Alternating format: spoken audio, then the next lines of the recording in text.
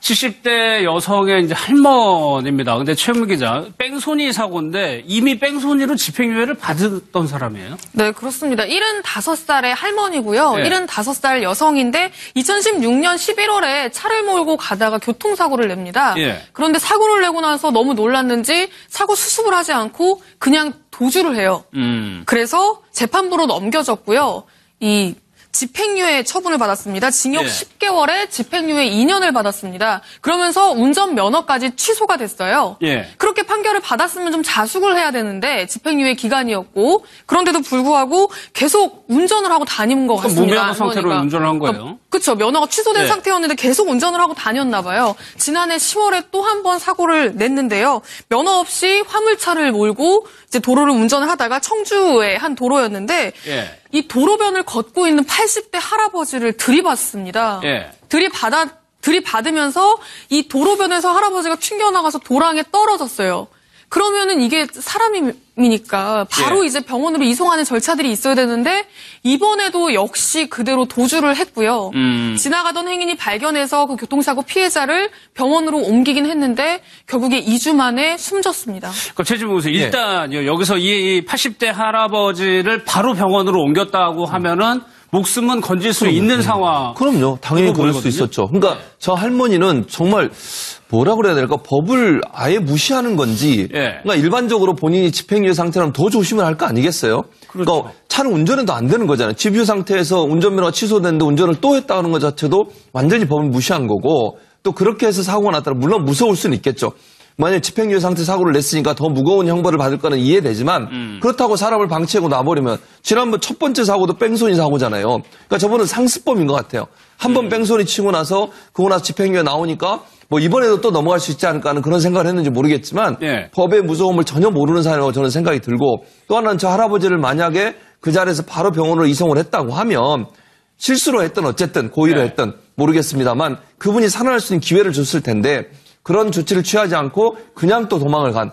그리고 나서 더 황당한 것은 지금도 본인이 죄가 없다고 주장하고 있다는 거예요. 네. 그러니까 저 할머니의 그 태도 자체는 일반적인 상식적인 생각으로 볼 때는 이해가 안 되는 그런 행동을 하는 상태라고 볼 수 있겠습니다. 그러니까 지금 재판장에 가서도 저 할머니는 느끼지 못했다. 뭔가 부딪히는 거를 그렇게 계속 주장을 하고 있거든요. 네, 사실 이제 재판부에서 네. 양형을 고려할 때 피고인이 반성하는 태도를 보이고 있느냐라고 하는 것은 경찰과 검찰에서 본인의 죄에 대해서 어떻게 진술했는지 여부를 보는 것이거든요. 그런데 지금 이 할머니 같은 경우에는 최초 경찰 조사에서 아예 부딪히지 않았다라고 진술을 한 겁니다.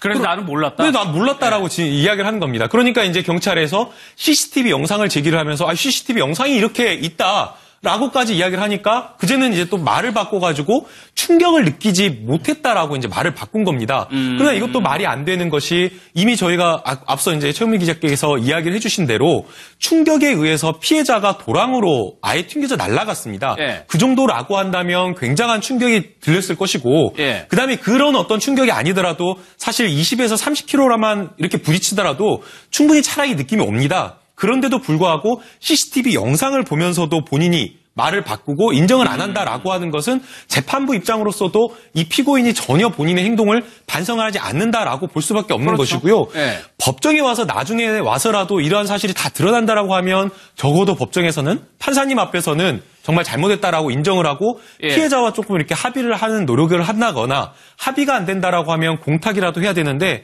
피해자와 합의를 하려는 노력조차 하지 않았기 때문에 재판부 입장에서는 피고인이 정말 반성이 전혀 없다라고 이렇게 판단을 하고 연세가 지금 이분이 많으신 분이거든요. 75세면. 그런데도 불구하고 4년형을 이렇게 선고한 것 같습니다. 근데 김성수 의원 지금 저렇게 CCTV까지 같이 보면서 부딪히지 않았느냐라고 했는데 충격을 느끼지 못하라고 강변을 하는 거는 그렇게 해서 빠져나간 사례들이 있었던 겁니까?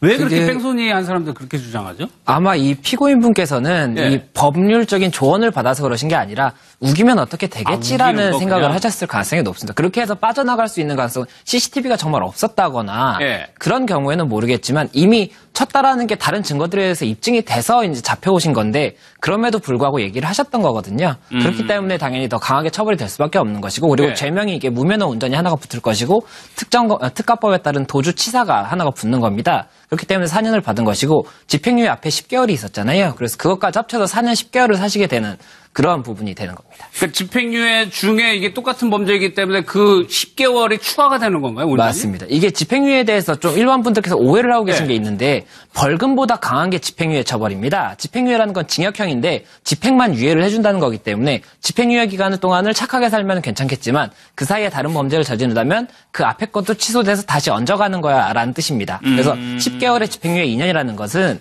지금 집행유예 기간 2년 내에 뭔가를 저지른다면 앞에 10개월도 다시 살아난다는 것이기 때문에 그 부분을 조금 많이 오해를 하시는데 정확히 좀 아시면 좋을 것 같습니다. 하면 적어도 법정에서는 판사님 앞에서는 정말 잘못했다라고 인정을 하고 피해자와 조금 이렇게 합의를 하는 노력을 한다거나 합의가 안 된다라고 하면 공탁이라도 해야 되는데 피해자와 합의를 하려는 노력조차 하지 않았기 때문에 재판부 입장에서는 피고인이 정말 반성이 전혀 없다라고 이렇게 판단을 하고 연세가 지금 이분이 많으신 분이거든요. 75세면.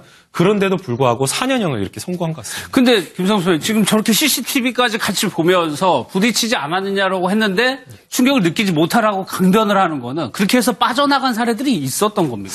왜 그렇게 뺑소니 한 사람들 그렇게 주장하죠? 아마 이 피고인분께서는 이 법률적인 조언을 받아서 그러신 게 아니라 우기면 어떻게 되겠지라는 생각을 하셨을 가능성이 높습니다. 그렇게 해서 빠져나갈 수 있는 가능성은 CCTV가 정말 없었다거나 그런 경우에는 모르겠지만 이미 쳤다라는 게 다른 증거들에 의해서 입증이 돼서 이제 잡혀오신 건데 그럼에도 불구하고 얘기를 하셨던 거거든요. 그렇기 때문에 당연히 더 강하게 70대 여성의 이제 할머니입니다. 근데 최은미 기자, 뺑소니 사고인데 이미 뺑소니로 집행유예를 받았던 사람이에요? 네, 그렇습니다. 75살의 할머니고요. 75살 여성인데 2016년 11월에 차를 몰고 가다가 교통사고를 냅니다.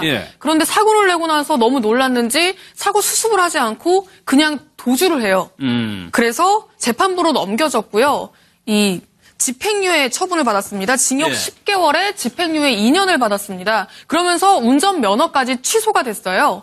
그렇게 판결을 받았으면 좀 자숙을 해야 되는데 집행유예 기간이었고 그런데도 불구하고 계속 운전을 하고 다니는 것 같습니다. 무면허 상태로 운전을 한 거예요? 그렇죠. 면허가 취소된 상태였는데 계속 운전을 하고 다녔나 봐요. 지난해 10월에 또 한 번 사고를 냈는데요. 면허 없이 화물차를 몰고 이제 도로를 운전을 하다가 청주의 한 도로였는데 이 도로변을 걷고 있는 80대 할아버지를 들이받습니다. 들이받으면서 이 도로변에서 할아버지가 튕겨나가서 도랑에 떨어졌어요. 그러면은 이게 사람이니까 바로 이제 병원으로 이송하는 절차들이 있어야 되는데 이번에도 역시 그대로 도주를 했고요.